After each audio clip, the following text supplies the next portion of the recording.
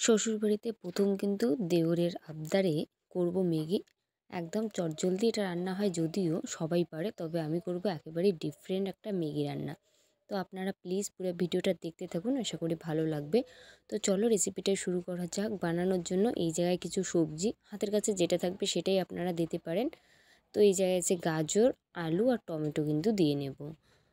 তো সবগুলো খুব ভালো করে কিন্তু এইভাবে কাটবো ছোট ছোট করে বা লম্বালম্বিভাবে, যেটা আপনাদের সুবিধা পছন্দ মতো সবজিটা কাটতে পারেন। আর যদি হাতের কাছে বিনস থাকে সেটাও দিতে পারেন। আর দিয়ে দেব বাঁধাকপি। ম্যাগি রান্নাটা হয়তো বা খুব সহজ, তবে কিন্তু প্রথমবার কারো বাড়িতে রান্না করলে একটু কিন্তু অসুবিধাই হয়। তো যাই হোক, সব সবজি কাটার পরে কিন্তু পরিষ্কার জলে এটা ধুয়ে নেব। তো পরিষ্কার জলে সব সবজি ধুয়ে নিলাম। নেওয়ার পরে এইখানটায় আছে পাকা লঙ্কা, পেঁয়াজ আর হচ্ছে জিরে, সেটা কিন্তু খুব ভালো করে পেস্ট করে নিলাম। এরপরে এইখানটায় কিন্তু যে ডিমটা আছে সেটা কিন্তু ভুজিয়া করে নেব। আর ডিমের মধ্যে কিচ্ছু না, জাস্ট একটুখানি নুন, হলুদ আর পেঁয়াজ দিয়ে আর একটু শুকনো লঙ্কার গুঁড়ো দিয়ে খুব ভালো করে কিন্তু ভুজিয়াটা তৈরি করব, যাতে একটু লাল লাল হয় ভাজাটা। তো এটা কিন্তু রেডি, এটা আবার নামিয়ে নেব। ডিমের ভুজিয়া তৈরি করতে বেশি একটা সময় লাগে না, খুব সহজেই এটা তৈরি হয়। তো যাই হোক, এটা কিন্তু নামিয়ে নিলাম। নেওয়ার পরে ওই কড়াইতে দিয়ে দেবো আবার একটুখানি তেল। তো রাত্রিবেলা যেহেতু এই রান্নাটা, তো সেই জন্য হয়তো বা আলুর একটুখানি প্রবলেম হতে পারে। তো যাই হোক, তেল দেওয়ার পরে পেঁয়াজ কুচি আর যে কাটা ধোয়া সবজি ছিল সেটা দিয়ে খুব ভালো করে নাড়িয়ে নেব। নাড়ার কাজটা একটুখানি সময় নিয়ে করলে কিন্তু বেশ ভালো হবে। যখন সবজিটা একটুখানি নরম হবে, ঝালের জন্য দিয়ে দিলাম পাকা লঙ্কা কুচি করা। তবে আপনারা চাইলে ঝালটা কমিয়ে বাড়িয়ে দিতেই পারেন, তাতে কোনো অসুবিধা নেই। তো খুব ভালো করে সময় নিয়ে একটু নাড়াচাড়া করার পরে স্বাদ মতো দিয়ে দেবো নুন আর কালারের জন্য হলুদ দিয়ে খুব ভালো করে কিন্তু এটা নাড়িয়ে নেব যতক্ষণ না লাল লাল করে ভাজাটা হয়। এরপর দিয়ে দেবো বাটা মশলা, দিয়ে খুব ভালো করে আরও একটুখানি মিশিয়ে নেব।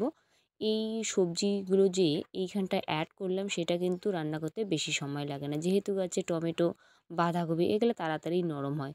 খুব ভালো করে রান্না করার পর দিয়ে দেব জল। জল দেওয়ার পরে কিন্তু জল ফোটার কোনো প্রয়োজন নেই, তাতেই দিয়ে দেবো বেশ অনেকগুলো ম্যাগি। ম্যাগিটা দেওয়ার পরে একটুখানি মিশিয়ে নিলাম। মিশিয়ে নেওয়ার পরে কিন্তু এটা ঢাকনা দিয়ে রাখবো, যাতে ম্যাগিটা ভালোভাবে একটুখানি সেদ্ধ হয়। তো ম্যাগি সেদ্ধ হতে কিন্তু বেশি সময় লাগে না, ওই 3-4 মিনিট ঢাকনা দিয়ে রাখলেই কিন্তু এটা হবে। তো খুব ভালো করে আরও একটুখানি মিশিয়ে নেব। মিশিয়ে নিতে নিতে কিন্তু একটুখানি দেখবেন খুব সুন্দর ভাজাও হবে। তো যাই হোক, একেবারেই ভিন্ন স্বাদের এই ম্যাগি মাংস দিয়ে রান্না করব, তার সাথে থাকবে ডিম। খেতে তো এটা ভীষণ সুন্দর হয়। তো আমরা কিন্তু সবাই ম্যাগি রান্নাটা কম বেশি সবাই জানি, তবে আমার মতো করে একবার হলেও রান্না করে দেখুন। খেতে যেমন সুন্দর হয়, দেখতেও কিন্তু ভীষণ সুন্দর হয়। এরপর কালারের জন্য দিয়ে দিলাম শুকনো লঙ্কার গুঁড়া। সেটাও তো কিন্তু ঝাল আছে, তবে আপনারা চাইলে এটা নাও দিতে পারেন। এরপর দিয়ে দেবো ম্যাগি মশলা। ম্যাগি মশলা দিয়ে খুব ভালো করে এটা ভাজা ভাজা করব। তবে ম্যাগিটা একটু ভাজা ভাজা খেলে কিন্তু বেশ ভালো করে ভাজতে লাগে। এরপর দিয়ে দেবো কিছু মাংস গ্রেভি সহ, দিয়ে আরও ভালো করে মিশিয়ে নেব। এই মাংসটা দেওয়ার ফলে কিন্তু খেতে হয় ভীষণ সুন্দর।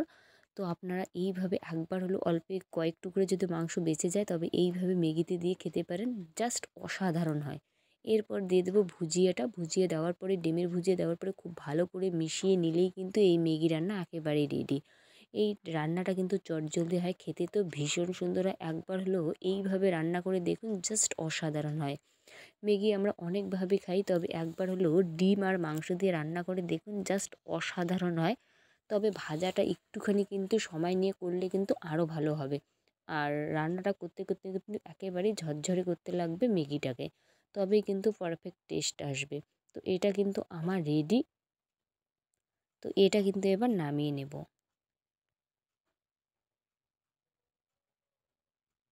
তো ম্যাগি রান্না কিন্তু আমার একেবারেই রেডি। এটা সাজানোর সময় কিন্তু আরও একটুখানি পেঁয়াজ দিয়ে দেবো, তাহলে দেখতে ভালো লাগবে। আর সাজানোটা নিজের উপরে, সেটা কিন্তু নির্ভর করে।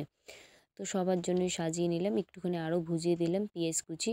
আর যে ইসে আছে ম্যাগির প্যাকেটে টমেটো আর পাকা লঙ্কা, সেটা কুচি করা আছে, সেটা দিয়ে নেব উপরে একটু করে। আর দিয়ে দেবো টমেটো সস, তাহলেই কিন্তু একেবারে রেডি। একবার হলো এইভাবে বানিয়ে দেখুন, খেতে ভীষণ সুন্দর হয়। আশা করি রেসিপিটা ভালো লাগবে। ভালো লাগলে অবশ্যই লাইক কমেন্ট শেয়ার করে দেবেন। আর যদি এই চ্যানেলের প্রথমবার আমার রান্নার ভিডিও দেখছেন প্লিজ চ্যানেলটাকে সাবস্ক্রাইব করে রাখবেন।